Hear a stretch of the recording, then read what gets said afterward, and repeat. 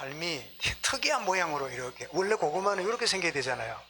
이렇게, 그죠? 이렇게 예쁘게 생겨야 되는데 이렇게 생기지 않고 이 어떤 이런 것 때문에 모양이 기기미묘하게 생겨가지고 이렇게 형성이 되는 그런 모양인데, 그래서 오늘 말씀의 제목이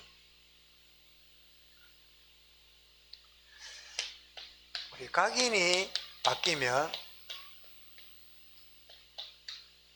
뭐가 보인다고요? 예, 각인이 바뀐 만큼 응답이 보인다. 여러분, 창세기 3장 사건이 우리에게 이 틀린 이 각인과 그리고 뿌리와 그리고 체질을 가져다주는 결과를 가져왔습니다. 그래서 그 중심이 하나님 중심이 아니고 누구 중심이죠? 항상 자기 중심입니다. 뭐 하나님이 어떻게 하든지 상관없이 내만 좋으면 돼요. 내 중심. 그래서 자기 자신이 뭐가 되지요? 네, 내가 신이에요. 누가 뭘 하든지 간에 내 생각이 옳은 거예요. 딱 자기라고 하는. 그리고 인간이 가진 영적인 것을 놓쳐버리고 모든 게 다 물질적이고 다 이 눈에 보이는 이런 세속적인 것이 중심이 되어버리고, 그리고 세 번째로 하나님께 영광 돌려야 될 인간의 목적이 결국은 자기 만족이고, 그리고 이 자기 만족으로 끝나는 게 아니라 이 사단에게 이 종노릇하는 그런 인생이 되어버린 그 이유는 뭐지요? 이 틀린 각인과 그 틀린 뿌리와 체질이 자기는 열심히 한다고 했는데 이래 되는 거예요. 그 채원이라고 하는 이 스피드 스케이팅, 그러니까 김연아처럼 이렇게 막 스케이팅 하면서 점프하면서 이렇게 돌고 이런 그 우아한 그 스케이팅 선수가 있잖아요. 근데 채원이라는 선수가 나이가 23살이니까 굉장히 어리잖아요. 근데 언제부턴가 자기가 점프해가지고 얼음 위에서 점프해가 뛰면요, 저 귀신이 보이는 거예요. 한두 번도 아니라 어릴 때부터 점프해가지고 보면요, 귀신이요 턱 자기를 보고 오라고. 너무 놀래가지고 이래 봤더니 아니나 다를까 엄마가 자기 딸에게 귀신이 안 오도록, 내림 이 신이 안 오도록 막는 또 굿이 있다네요. 그거를 하고 있었대요. 왜냐하니까 할머니 그 내림 신이 자기한테 안 오면 하나 건너서 딸한테 가잖아요. 그리고 딸이 예쁘게 올림픽도 나가고 김연아처럼 될 거라고 생각하고 있는데 안 가도록 이렇게 했는데, 결국은 이 딸이 귀신이 보이니까 결국은 이제 내림 굿을 해가지고 이제 귀신을 받았어요. 받아가지고 6개월 전에 신당을 차려놓고 점쟁이가 되어서 이렇게 되면서 자기가 옛날에 화려했던 선수 생활을 생각하면서 참 눈물도 흘리고 하는데 어느 날 생각을 바꿨다고. 나는 옛날에 스케이트 선수가 직업이었다면 나는 점치는 게 직업이야, 뭐 이렇게 산다고. 그러면서 23살짜리가 옷을 입고 있는 그 사진을 또 이렇게 보고는 저는 그 선수를 잘 모르지만 왜 그럴까요? 잘못된 게 각인되니까 그 인생이 바뀌어버리는 거예요. 아무리 화려하고 아무리 좋은 배경에 아무리 좋은 교육을 받아도요, 딱 각인된 대로 삶이 결국은 뿌리와 체질로 가버리는, 바뀌어지게 되지요. 자, 이런 우리가 구원을 탁 받는 순간에 구원받는 우리에게 어떤 일이 벌어집니까? 신분이 바뀌지요. 이 마귀 자녀에서 누구로 됩니까? 하나님 자녀가 되는. 그리고 우리가 운명이 바뀝니다. 지옥 가야 될 우리 백성이 뭐로 가지요? 천국 시민권을 가진 천국 백성으로 바뀌게 되고, 그리고 심령이 이제는 변화되는데 에베소서 4장 22절과 24절까지 보면 옛 사람이 아니라 심령이 새롭게 되어 새 사람으로 되는, 요 심령이 말하는 요 심령이 뭐냐? 요게 바로 각인입니다. 우리가 구원받는 순간에 신분이 바뀌고 운명이 바뀌고 우리의 심령이 각인이 바뀌는데, 놀랍게도 바뀌고 있다는 것을 잘 모르거나 바뀌어야 될 필요를 못 느끼는 그리스도인들이 대부분이에요. 원래 성질이 그렇고, 원래 나는 막 참 내가 막 태어나기를 이렇게 태어나서, 여러분 우리가 사람들마다 모두 다 기질을 갖고 태어나잖아요. 다 성질을 갖고 태어나잖아요. 그런데 그 성질에다가 후천적으로 보태져 가지고 만들어지는 게 그게 뭐지요? 그게 인격이잖아요. 그죠? 그리고 기질이라는 걸에다가 여러 후천적인 걸 가지고 이렇게 내게 자리 잡는데, 복음 안에 들어오면 이 각인이 정말 새롭게 변화되는 축복을 누리게 되는데, 그럼 한번 보십시오. 이 각인이 얼마나 중요하면, 사람들은 각인된 대로 모든 걸 해석합니다. 뭐가 각인된에 따라서 해석을 딱 합니다. 우리가 잘 아는 대로 요한복음 9장에 이 길가에 소경이 있었잖아요. 그때 제자들이 딱 소경을 보고는 뭐라고 했습니까? 예수님, 누구 죄 때문입니까? 뭐가 각인됐지요? 율법과 정죄가 각인됐어요. 누구 잘못입니까? 어느 놈이 이랬나? 나오죠. 우리 막 보통 보면 빤듯한 사람일수록 뭐랍니까? 누가 이랬나? 이렇게 나오잖아요. 그거는 각인된 게 그런 거야. 그때 예수님은 그 제자들의 잘못된 부분을 다르게 말씀합니다. 뭐라고 말씀하지요? 누구 죄 때문이 아니라 하나님의 영광을 위한 일이다. 저는 이 연말 연초 지내면서 아는 말씀이지만 저게 굉장히 중요한 도전이 됐어요. 내가 이걸 보고 저걸 보는 내 각인이 어떠냐에 따라서 문제로 보일 수도 있고 하나님 응답으로 보일 수 있는데, 누가 뭘 잘못해서 이러냐, 이런 각도의 각인이 되어 있다면 이거는 내가 심각한 변화되어야 될 부분이다, 이런 도전을 받는데요. 그리고 마가복음 9장에 보면, 특별히 92절에 보면, 9장 22절에 보면 불에도 넘어지고 물에도 넘어지는 아이를 딱 데려왔잖아요. 아버지가 데려와가지고 제자들에게 우리 아이 좀 고쳐달라고 이러니까 막 제자들이 기도하는데도 안 고쳐져요. 그런 중에 변화산에서 예수님이 오셨잖아요. 오시니까 예수님, 우리 아이가 지금 막 불에도 넘어지고 물에 넘어지는데 우리 아이를 고쳐달라고. 제자들을 데려왔더니 못 고친다고. 그래서 한다는 말이 뭐지요? 할 수 있거든.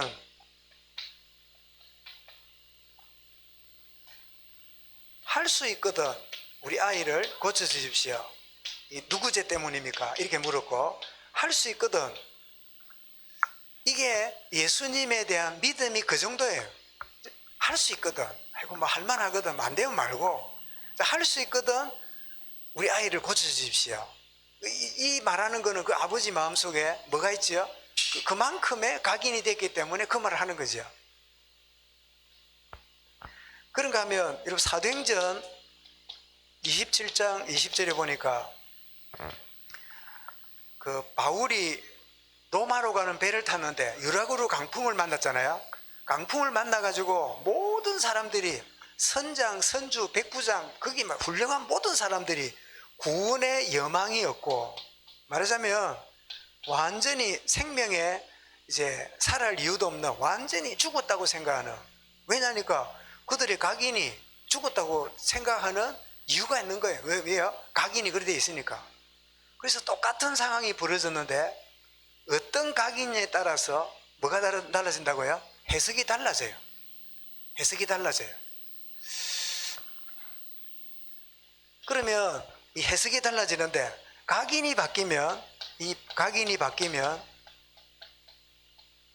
응답이 보이는데, 한번 보십시오. 예수님이 이 소경을 보고 뭐라고 말씀했다고요? 누구 죄 때문이 아니라 하나님의 영광을 위한 것이다. 조금 전에 말씀드린 대로 이런 각도로 보니까 분명히 앞을 못 보고 있고, 참 본인도 답답하고 부모도 너무나 자녀를 볼 때 답답한 일인데, 누구 죄 때문입니까? 이 각인이 바뀌어지게 되면 이것이 하나님의 영광을 위한 것이구나, 이렇게 보여진다면 이 얼마나 큰 축복입니까?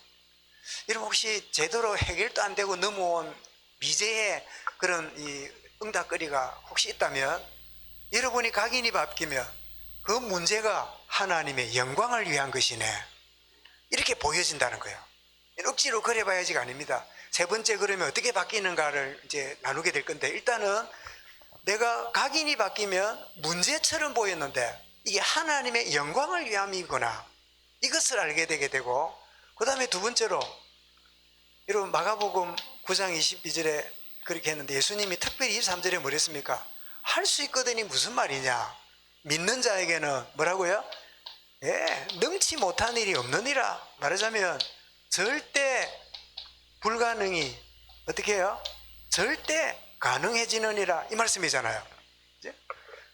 결국은 여러분, 우리가 믿음도 믿음 색깔이 또 같은 믿음이라고 같은 믿음이 아닙니다. 믿음도 색깔이 다 달라요. 색깔이 다 달라요. 제가 90년도인가 그 일본에, 아마 제 기억으로는 1990년도에 외국에 일본을 처음으로 이렇게 간 것 같은데, 간 이유가 우리 동기 중에 그 결혼을 했는데 그 동기 중에 한 3호가 일본 교포예요. 그 교포가 이제 한국에 와서 시집을 와서 우리 이제 목사 3호가 된 거예요. 이제 그 자기 부모님이 일본 오사카, 뭐 나라, 오츠크 하여튼 그 남부 지역에 그렇게 계셔서 우리가 비행기 왕복만 이렇게 끊어가면 거기 가면 다 체류하는 거는 다 해준다고 이래가지고 이제 우리 그때도 해도 막 부목사 내지는 개척교회 목사 정도 되는 그 젊은 목사였는데, 그때 제가 이제 우리 동기의 회장이었거든요. 그러니까 이제 한 15명인가 일본을 갔어요. 가서 이제 쭉 돌아보고 토요일 날 아침에 이제 한국으로 돌아오는 걸로 이렇게 잡았는데, 요즘은 여러분 그 미리 확인을 안 해도 괜찮아요. 근데 옛날에는 외국 갈 때는 2, 3일 전에 확인을 한번 해야 돼요. 비행사에다가. 그래 안 하면 그 비행기가 대기자한테 줘버리고 안 가는 줄 알고 밀려버려요. 옛날에 그런 시대예요. 그럼 이제 뭐 어째 그 여행 갔다 왔다 우리 총무과가 연락해 보니까 15명이 가야 되는데 5명은 자리가 있는데 10명이 자리가 없대요. 이제 그런 일이 벌어졌대요. 그래 마침 보니까 나는 자리가 있어. 내림이 나오더라고. 나는 가면 자리가 있대요. 10명은 이제 확인 안 했기 때문에 10명은 자리가 없다는 거야. 근데 가만히 보니 나는 부목사 때니까 뭐 목사님한테 죄송하지만 전화해갖고 담임 목사님에게 양해를 구하면 그래도 되잖아요. 내가 부목사니까. 그런데 우리 10명 중에 표가 없는 중에 보니까 반 이상이 개척교회 담임 목사라. 그나마 개척교회 담임 목사가 저 교회를 안 가면 참 곤란하잖아요. 그래서 이거 어떻게 하나 하고 막 걱정하고 있길래, 저도 이제 동기 회장이니까 야 우리 이러지 말고 우리 기도하자. 응? 기도하자. 그리고 가보자. 응? 가보고 안 되면 돌아오면 되고, 또 하나님 열어주면 가고. 이제 그 이야기를 제가 무심코 하고, 그 말을 듣고는 다른 대책이 없잖아요. 대안이 없으니까. 그래 뭐 가보자 하고 이제 비행장에 다 가서 이제 우리 5명은 나오고 10명 어찌되는 가봤더니 표 다 있잖아. 그래가지고 다 무사히 다 나왔어요. 그때 저로서는 굉장히 90년도니까 지금으로부터 30년 전이지요. 저게 굉장히 큰 감정거리였습니다. 나부터 막, 와, 그래, 니가 왜 연락 안 해보고 말이야. 니 총무 니가 돼갖고 말이야. 니 똑바로 해라. 니 목회도 그럴 거가. 막. 그래가지고 막 싸우고, 막 책임 녹하고 이럴 수 있는데, 저는 대책이 없었거든요. 그래서 막 수단이 좋으면 뭐 해보겠는데, 없다 보니까 우리 기도하자. 그래, 기도하고 공항에 나가보자, 그냥. 나가서 안 되거든 대리 저를 올리든지. 그리고 저는 또 그러면 되는 줄 알았어요. 나는 부목사니까 내가 쳐줘도 되고 담임 목사인 우리 동기들이 먼저 가면 안 되나 이랬더니 비행기는 또 그게 안 돼. 그 사람 이름으로 가야 돼. 못 갔으면 못 갔지. 나 그것도 처음 알았네. 그 무슨 말이냐니까 별거 아닌 일인데요, 조그마한 해프닝이 벌어졌는데 각인된 대로 말하고 행동합니다. 이런 부부가 영적 상태가 다르잖아요. 딱 A라는 일이 벌어졌거든요. 그러면 A라는 관점을 딱 볼 때요, 이 관점이 각인된 게 딱 복음적인 사람과 덜 복음적인 사람이 보는 해석이 달라요. 보는 눈이 달라요. 그거를 보고 뭐라 그럽니까? 그거를 보고 갈등이라는 거예요. 그치? 그래서 여러분, 갈등은 좋은 의미가 있습니다. 누군가는 영적으로 약간 낮거나 처진 사람끼리 생기는 게 갈등이거든요. 똑같은 사람끼리는 갈등 안 합니다. 우리 수준이 똑같은 사람끼리 살았던 있잖아요. 누굽니까? 아나니아 삽비라. 수준이 똑같아. 여보 헌금 일행하면 우리 어떻게 하고 맞다 그자 그래 대놓고 가져갔다라고 하자. 딱 맞았어. 그래서 쌍묘의 주인공이 됐잖아요.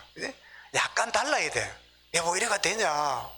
그래 나도 생각해 보니까 그래 그러면 좋겠다 싶지만 그래도 하나님 앞에 하나님 살아 계시잖아. 우리 그래 하기로 했으면 우리가 그렇게 인도받아야지 이래야 되는데 그게 누군가 어떻습니까? 맞다 해가지고 문제 생겨요. 그래서 무슨 기관 모임이나 무슨 모임에 갈등이 오거든. 그거는 영적인 약간 차이가 있어서 이렇게 좀 나은 쪽으로 나가고자 하는 순기능이 있다고 믿으시기 바랍니다. 이 깊은 이야기를 알아들을지 모르겠네. 모두가 그래 맞다 하자 그래 뭐 우리 너무 좋다 그자 의샤기 사치기 보고 그래 뭐 교회 아니라 친목단체 돼버려요. 이런 교회 재밌게 할 수 있습니다. 재밌게 막 우리끼리 막 그냥 이래가지고 막 재밌게 사치기 뽀. 그다음에 또 뭡니까? 뭐 169 뭐 하는 게임 있잖아요. 막 재밌게 신나게 지나는데 막 너무 신나. 막 교회 가고 싶고 그러면 돼요. 그런데 여러분 신앙이 하향 평준화되면 안 돼요. 누군가 한 걸음 앞서감으로 갈등이 자꾸 생겨야 돼요. 자꾸 이렇게 갈등이 생겨야 어떻습니까? 좋은 쪽으로 나갈 수 있을 거 아니에요. 부부 갈등이 혹시 있다면 감사하시기 바랍니다. 그거는 좀 나은 대로 가려고 하는 하나의 몸부림이거든. 그런가 하면 여러분 이 살 소망이 없는 여망이 없는 여망 그죠? 여망이 없는 이런 때인데 딱 바울이 그때 로마서 사도행전 27장 22절 23절에 뭐라고 말합니까? 부형들이여 두려워하지 마십시오. 내가 섬기는 하나님이 내게 말씀하기를 이 배는 파손되지 않고 한 섬에 걸리리라고 말씀하셨는데 나는 이 말씀하신 대로 하나님이 하신다고 나는 하나님을 믿습니다. 이 각인이요 똑같은 풍랑 받는데 달라요. 하나님이 전 세계교회와 한국교회에 코로나라고 하는 이 특상황 주셨잖아요. 여기에 각인된 대로 다 나옵니다. 교회 색깔이 나오고요 개인의 신앙 색깔 나오고 모두가 다 깔려있는 게 이런 반응 속에서 다 드러나요. 저도 그래서 늘 참 죄송하고 참 늘 어떻습니까? 겁이 납니다. 내가 너무 들킬까봐. 어쨌든 안 들키려고 안 들키고 안 들고 어쨌든 간에 제가 틀린 각인이 작동하지 않도록 기도하는데요. 어쨌든 하나님이 우리를 살려주실 거라고 나 하나님을 믿노라. 똑같은 상황이고 똑같은 환경인데도 말대로 각인된 대로 해석하고 바뀌면 하나님의 응답과 하나님의 영광으로 하나님의 역사하심이 보인단 말이에요. 그러면 세 번째입니다. 어떻게 바뀔까요? 어떻게 우리 각인이 변화될까요? 이게 이제 중요하잖아요. 무슨 뭐 공장에 넣어갖고 보링하는 것도 아니고 어디가 뜯어 고치는 것도 아니잖아요. 사람의 이 마음은 우리 여러분 잠언이나 전도서 나오잖아요. 몸은 의사가 고치겠거니와 마음이 병들면 누가 고치겠느냐 그런 표현이 나오잖아요. 아무도 고쳐줄 사람이 없어요. 그래서 우리의 참된 변화는 다른 게 아닙니다. 십자가를 통과하는 거예요. 여러분 십자가를 지고 가는 거하고 십자가를 통과하는 거 다릅니다. 십자가의 죽음과 주님의 부활을 통과하면 십자가 지는 것은 즐거운 일인데 십자가를 통과하지 않는 사람에게 십자가를 지라 그러면요 죽을 맛이에요. 똑같은 사명인데 십자가를 통과한 사람에게 사명은요 살아갈 이유인데 십자가를 통과하지 못한 사람의 사명은요 짐입니다. 이 십자가를 여러분 통과한 이 사실을 바울은 내가 그리스도와 함께 십자가에 못 박혔나니 그런즉 이제 내가 산 것은 내가 아니요 내 안에 그리스도가 사신 것이라. 이런 십자가를 통과해야 우리의 각인이 균열이 생기면서 변화가 일어나게 돼요. 아무리 눈을 반짝거리고 정신 차리고 성공 많이 해도요 각인 안 바뀝니다. 각인 바뀌려고 노력만 할 뿐이지 되돌아가요. 이런 경험해 봤을 거예요. 조금 감동받고 은혜 받아서 하려는데 지나다 보니까 더 큰 문제 와요. 아까 말한 대로 막 조금 숨겨놨는데 숨겨놓은까지도 다 드러나 버려요. 십자가를 통과하지 않으면 안 되는, 이 말은 말하자면 옛 사람이 그리스도와 함께 죽었고 이제는 그리스도와 함께 새로운 사람으로 내가 일어나는, 그래서 고린도후서 5장 17절에 내가 그리스도와 함께 못 받겠나니 한 부분을 고린도서 뭐라고요? 누구든지 그리스도 안에 있으면 새로운 피조물이라, 새 사람이 되는, 이 새 사람이 된다는 말은 여러분 예수 믿는다고 외모가 바뀝니까? 예수 믿는다고 키가 커지거나 짧아집니까?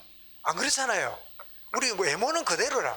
그러면 새 사람이 된다는 말이 뭐죠? 우리의 심령이, 우리의 속 사람이, 우리의 각인이 십자가로 말미암아 새로 시작된다는 거예요. 그러면 이제 우리의 이 새로 시작되는 이 새 사람에게 새로운 작업을 하는데 누가 하십니까? 우리 안에는 성령님이 역사하십니다. 요한복음 14장 26절에 생각나게 하고 가르치고, 그리고 요한복음 16장 13절에 진리의 영이 오시면 너희를 모든 진리 가운데로 인도하시리라. 정말 이 새 사람이 된 도화지처럼 새롭게 된 여기에 성령 하나님이 우리에게 새겨주시는 새로운 마음이 생겨나는 거예요. 기질은 바뀌지 않습니다. 기질은 느린 사람 늦는 대로, 빠른 사람 빠른 대로 있는데, 그런데 그 작동이 좋은 쪽으로 이제 만들어지기 시작하죠. 그래서 어떤 사람, 이렇게 참을성이 있는 사람은 옛날에는 말이 참을성이지, 그걸 보고 뭐랍니까? 게을러 자빠졌다는 거예요. 응? 게으른 사람 있지요. 좋게 말하니까 참을성이지, 그건 게으른 거거든. 게으른 거하고 참을성하고가 좀 비슷합니까 안 합니까? 좀 비슷합니다. 게으른 사람이 참을성이 있습니다. 응? 왜냐하니까 이 세수를 며칠 안 해도 참고, 응? 그냥 그 참을성이 있는데 그 게으른 거하고 연관되거든. 반대로 부지런한 것하고 막 설치는 거하고 어떻습니까? 공통점도 있지요. 그런데 이제 둘 중에 하나는 나쁜 거잖아요. 그런 기질이 있는데, 예를 들면 성령 하나님이 그리스도와 함께 새 사람이 된 우리에게 역사하게 되니까 느린 기질을 가진 사람은요 굉장히 침착하고, 이런 사람은 순교의 자리에 가도 변질되지 않는 그런 신앙인격으로 바뀌게 되고, 또 굉장히 성격이 바쁜 사람은요 바쁜 그거를 활용해 가지고 어떻게 합니까? 순교를 해도 줄 서갖고 못하고 새치기 해갖고 미리 가서 순교하고 이랍니다. 그리고 또 성교 박사님 이랍니다. 예를 들면 오늘 우리 재직회 했는데, 재직회 이제 우리 하나 바꾸자고 하려니까 형편이 안 돼. 지금 보니까 없어. 그러면 결국 우리 재직들이 가정별로 개인적으로 좀 헌금을 좀 하자, 좀 헌신하자 이럴 수 있잖아요. 또 당회에서 우리가 이 일을 위해서 하자 이러잖아요. 그러면 이제 다들 이제 내가 있으면 하겠는데 다들 짠하니까 또 이렇다 이래 싶으잖아요. 그때 성질 급한 기질 가진 사람을 하나님 못 참게 만들어가지고 목사님 제가 먼저 하겠습니다 이렇게 저지르는, 그렇게 해서도 쓰시는 거예요. 아시겠죠? 그리고 또 어떤 경우는 성경이 물러터지고 이런 짤이 있잖아요. 그럼 이 성질 급한 사람은 배교도 빨리 해봅니다. 이렇게 예수 안 믿다면서. 근데 느린 사람은 좋은 죄로 배교도 안 합니다. 다 죽어나가도 끝까지 장례 치르고, 그 사도 요한은 아마 은혜 받고 나서 그래 싶은데 자기 동기들 처음 장례 다 치러주고 마지막으로 자기가 죽었잖아요. 그 마지막 이제 90 넘어 죽었잖아요. 이런 성령님이 우리 역사할 때 타고난 기질을, 그래서 여러분 부모들이 자녀를 다룰 때요 기질을 건드리면 안 돼요. 그거 여러분 건드리면 기질과 기질이 싸우면요 부모 대 자식이 아니라 이거는 인격 대 인격으로 상처를 주고받아요. 그 기질을 잘 우리가 이해하고 인정해주고 그거를 하나님의 선물로 알고 잘 활용하는 그런 부분이 필요한데, 예를 들면 엄마는 굉장히 급한 성격인데, 급한 기질인데 애는 이렇게 친탁을 해갖고 애가 느긋해. 자기는 외가 쪽에 이래가 성질이 콩복듯이 이러는데 아가 느긋해잖아. 아를 잡으려고 그래. 그러면 그 애가 억지로는 따라올지 몰라도 걔가 큰 상처를 받으면서요 걔의 가능성이 다 죽어버려요.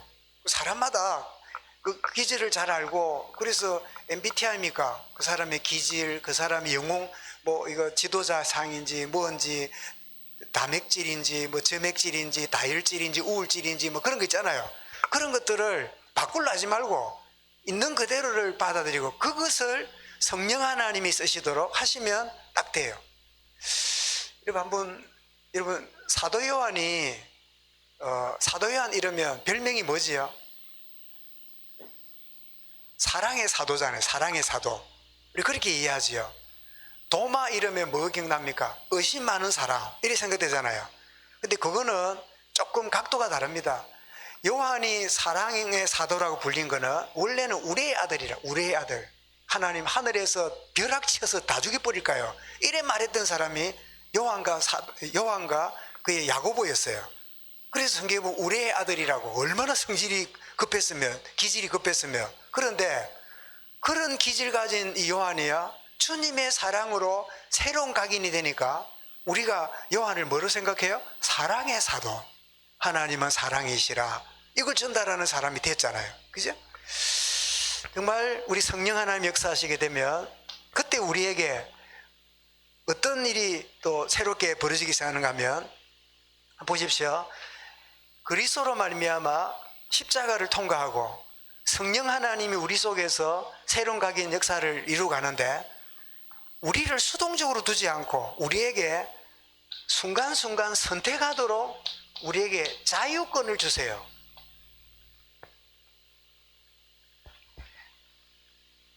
우리 잘 아는 대로 빌립보서 1장 10절에 지극히 선한 것을 뭐하며? 분별하며. 그 다음에 로마서 16장 12장 2절에 뭐랬죠? 이제는 너희는 마음을 새롭게 함으로 하나님의 선하시고 기뻐하시고 온전한 뜻을 뭐 하라고요? 역시 마찬가지로 분별. 이 분별이라는 이 말은 선택이지요. 자, 우리에게 그리스도와 함께 십자가에 죽었고 살아나게 된 우리 새 사람 된 심령에 성령님이 우리 속에 각인을 계속 바꾸고 가고 역사해 가시는데 우리를 수동적으로 두지 않고 능동적으로, 그래서 우리 속에 옛 사람과 새 사람의 이 갈등들이 있을 수 있잖아요. 그러면 우리에게 뭘 주신다고요? 선택하고 내가 그것을 주님 앞에 택하라는 거예요. 우리는 은혜 주시면 내가 바뀌고 은혜 받으면 내가 변화되고 맞아요. 그런데 결정적인 순간이 뭐지요? 그 변화를 내가 선택하고 내가 자유의지를 가지고 주님 내가 이것을 선택하고 나아가겠습니다 라고 성령 하나님이 기다리세요. 여러분 생각해보세요. 성령 하나님 역사하면 돼지도 사람 성품으로 만들 거예요. 그죠? 하나님 역사하시면 고양이 성품을 개처럼 만들고 개 같은 성질을 고양이로 바꿀 수 있겠지요. 창조의 하나님이니까.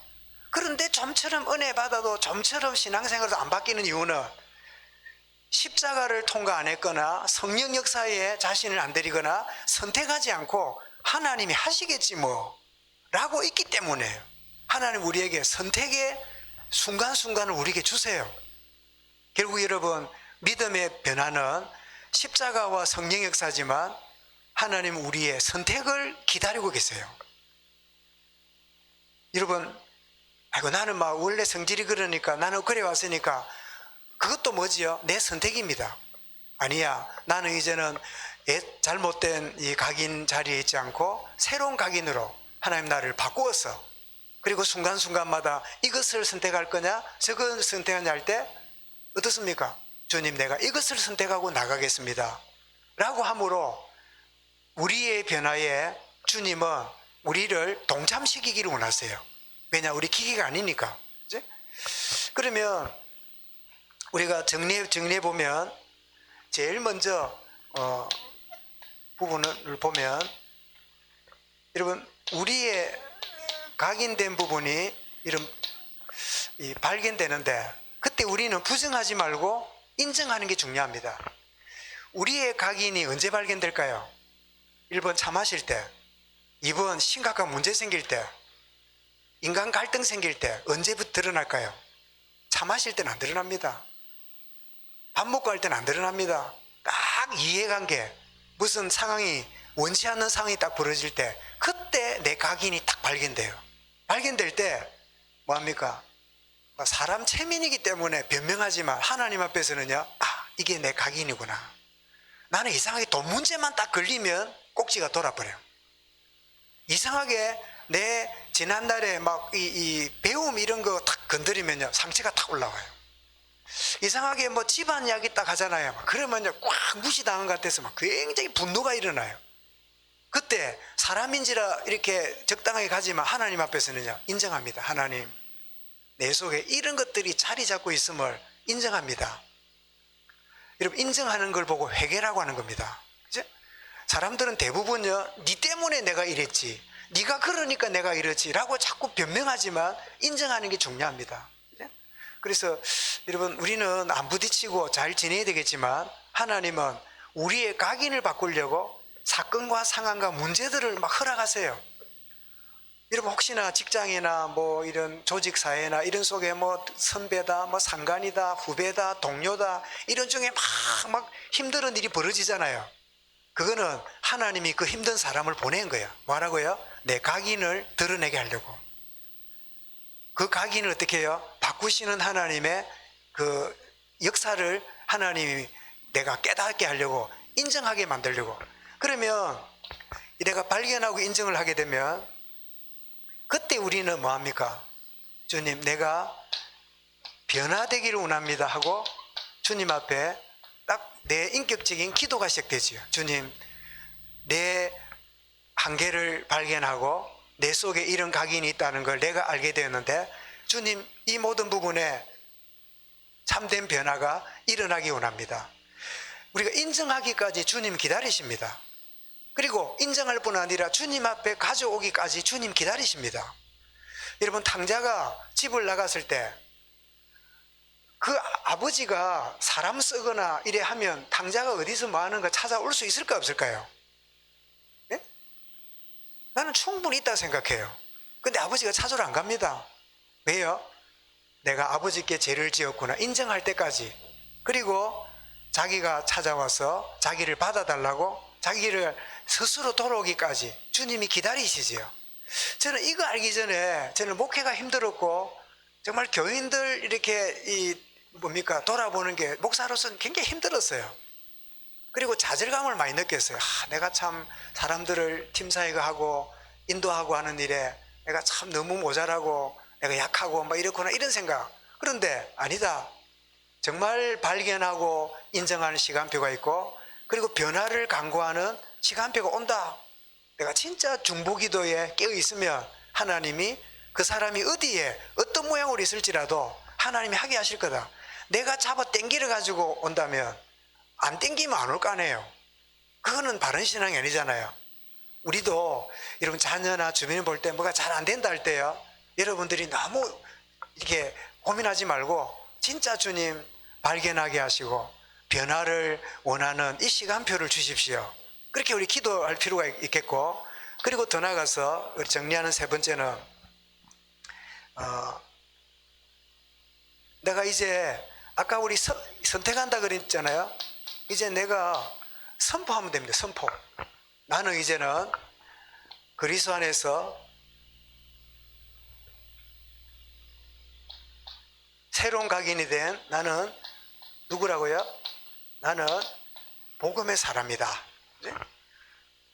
내가 자신을 문제를 인정하고 변화를 주님 앞에 구했잖아요. 구했으면 받은 줄로 믿으려 했잖아. 맞지요? 구한 것은 받은 줄로 믿으려 했잖아요. 주여, 나는 바뀌었습니다. 오늘 하루가 변화된 오늘 하루를 살아갑니다. 선포하는 거예요. 이러면 내가 선포하면요, 이 세 방향에서 듣습니다. 첫 번째는 하나님이 들으세요. 두 번째로 나를 계속 속여먹는 옛 주인인 사단이 듣고 한 길로 왔다 일곱 길 도망가요. 세 번째는 누가 들어요?